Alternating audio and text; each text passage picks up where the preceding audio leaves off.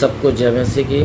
मैं पास्टर लालजी विश्वकर्मा। आइए आज दिन की नई शुरुआत के लिए सुबह की प्रार्थना हर एक के लिए करते हैं।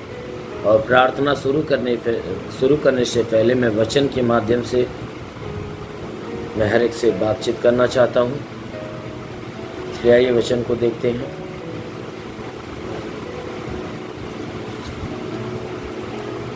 यशायाह भविष्यवक्ता की पुस्तक अध्याय 1 वचन 18।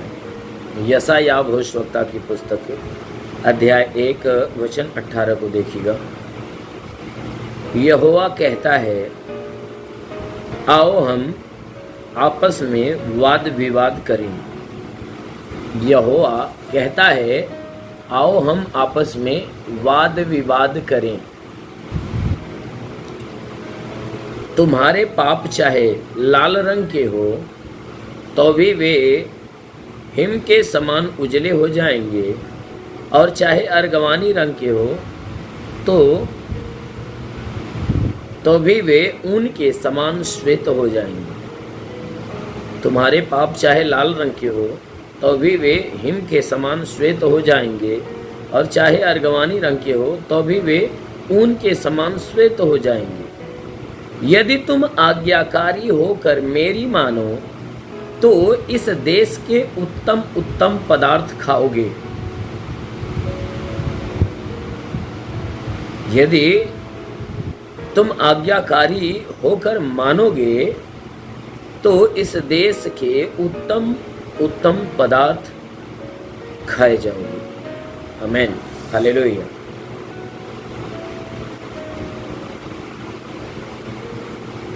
मेरे प्यारे भाई बहनों, यहाँ परमेश्वर की वचन बता रही है, जहाँ परमेश्वर कहता है कि यहोवा की ये वचन है, जिसमें यशायाह परमेश्वर का जो दास यशायाह है, वो परमेश्वर से जब बात करता है तो परमेश्वर अपनी मर्जी को मनुष्य के प्रति, जो उसकी मर्जी है, उसको सुनाते हैं और उससे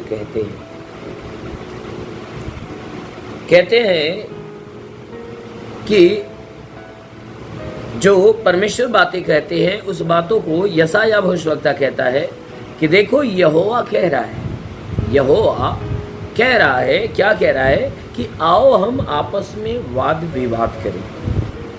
परमेश्वर का दास जो यशायाह है वह हमसे और आपसे परमेश्वर के संदेश को सुना रहा है, और सुनाकर कह रहा है कि आओ हम क्या करें, आपस में वाद विवाद करें, यानी बातचीत करें। आओ हम आपस में बातचीत करें। क्या बातचीत करें? कहता है कि तुम्हारे पाप चाहे लाल रंग के हो तो वे हिम के समान उजले हो जाएंगे, चाहे अर्गवानी रंग के हो तो भी वे ऊन के समान श्वेत हो जाएंगे। कहता है कि आओ इस विषय में बात करें। कहता है कि आओ हम तुम्हारे पाप के विषय में बात करें, आओ पाप के विषय में वार्तालाप करें। तो जब तुम मुझसे वार्तालाप करोगे, उन वार्तालाप में, उन बातचीतों में तुम्हारे पाप चाहे लाल रंग के होंगे तो भी वे हिम के समान उजले हो जाएंगे। कहता है तुम्हारे पाप चाहे लाल रंग के हो तो वे हिम के समान उजले हो जाएंगे, चाहे वह अर्गवानी रंग के हो तो भी वे ऊन के समान श्वेत हो जाएंगे। कहता है कि तुम्हारे पाप चाहे लाल रंग के हो तो हिम के समान श्वेत हो जाएंगे, चाहे अर्गवानी रंग के हो तो वचन में लिखा गया है कि चाहे अर्गवानी रंग के हो तो ऊन के समान श्वेत हो जाएंगे। ऊन के समान श्वेत हो जाएंगे, हिम के समान उजले हो जाएंगे। वो पाप के विषय में, अर्थात ये वचन कह रही है कि तुम्हारे पाप चाहे लाल रंग, यानी चाहे अर्गवानी रंग के हो। कहता है वचन में कि तुम्हारे पाप चाहे छोटे हो चाहे बड़े हो, लाल रंग के, अर्गवानी रंग के, यानी हल्के रंग के और गाढ़े रंग के, यानी तुम्हारे पाप चाहे छोट हो चाहे बड़े हो। इसलिए तुम आओ मुझसे वार्तालाप करो, ताकि इस वार्तालाप में तुम्हारे पाप अगर लाल रंग के हों, छोटे होंगे, तो भी तुम उस पापों से मुक्त हो जाओगे। चाहे बड़े पाप होंगे तो भी उस पापों से तुम मुक्त हो जाओगे।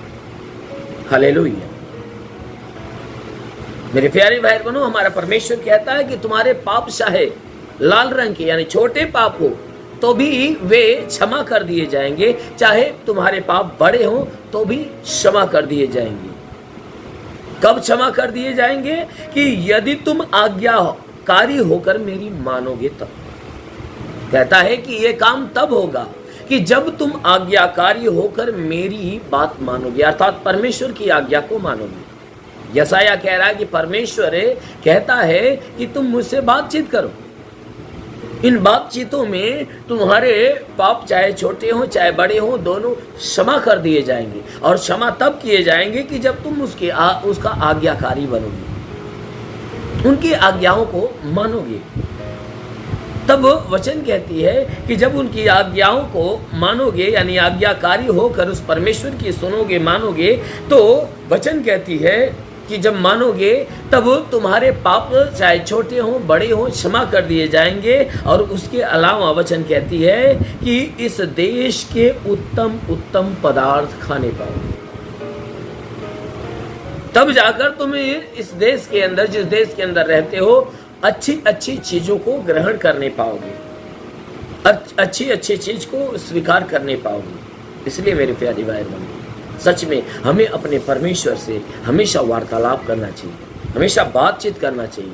क्योंकि जब बातचीत हम परमेश्वर से करते हैं तो परमेश्वर हमसे बातचीत करते करते हमारे ऊपर तरस खाता है, दया करता है, हमारी गिड़गिड़ाहट को, हमारी विनती को सुनता है। और सुनने के बाद भारी दया के अनुसार हमारे पाप चाहे छोटे हों चाहे बड़े हों, चाहे हम थोड़े दिन पाप किए हों चाहे पूरे जिंदगी भर पाप किए हों, जब हम परमेश्वर के सामने अपने पापों को मान लेते हैं, हम परमेश्वर के सामने अपने पापों को स्वीकार कर लेते हैं, क्षमा मांगते हैं, तब वो क्या करता है कि हमारे सारे पापों को क्षमा करता है, हमारे सारे पापों को क्षमा कर देता है, हर पापों से मुक्त कर देता है।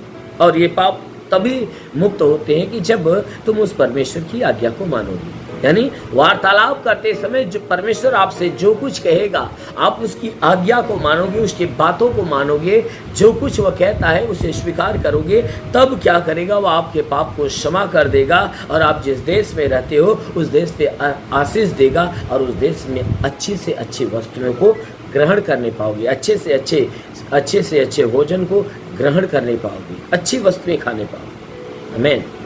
इसलिए मेरे प्यारे भाई बहन, हमेशा परमेश्वर के अधीन रहो, हमेशा उसकी स्तुति में, आराधना में, उससे बातचीत में लगी रहो, हमेशा उसके संपर्क में बने रहो, ताकि वो परमेश्वर आपको क्षमा करे और आपको जीवन की आशीष दे। आमीन। हालेलुया। आइए आंखों को बंद करिए। आज सुबह की प्रार्थना मैं आप सभी के लिए करने जा रहा हूँ। जरूर है कि इस प्रार्थना के द्वारा परमेश्वर आपके जीवन में अद्भुत चमत्कार करेगा। रिसीव करो, आंखों को बंद करो। ओ hallelujah, hallelujah, hallelujah, hallelujah, hallelujah, hallelujah, hallelujah. धन्यवाद, धन्यवाद, धन्यवाद, धन्यवाद करता हूँ मेरे प्रभु परमेश्वर, सृष्टि के मालिक, धरती पे अन्न उपजाने वाले परमेश्वर।